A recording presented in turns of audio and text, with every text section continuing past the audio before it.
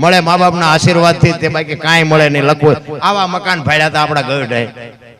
તમે જુઓ તો વરસાદ થાય આખા ઘરના બકડીયા લઈને રખડતા હોય, દંદુડિયું થઈ ગયું. એટલે હું ચારે ઈમાં આપણને મોટા કર્યા છે. હવે આવડા આવડા ઘર, 2 વાળ ને 3 માળ, તોય મા બાપ ને કે આય નહીં આશ્રમમાં મૂકીએ.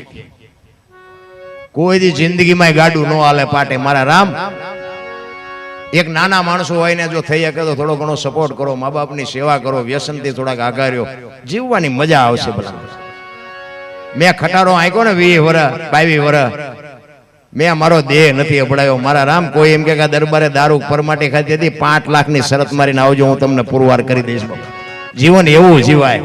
મારું કુળ કયું, મારું ખાનદાન કયું, મારા મા બાપ કોણ, આનો પાવર ન હોય તો મરી જવાય. ભલા મારા ખાવાની ને પીવાની બાપુ અત્યારે ક્યાં બાપુ ઘટે છે? કે મહાન મકાન, રૂપિયા, લોઢા હવામાં ઉડે વગર દોડે, શું ઘટે છે?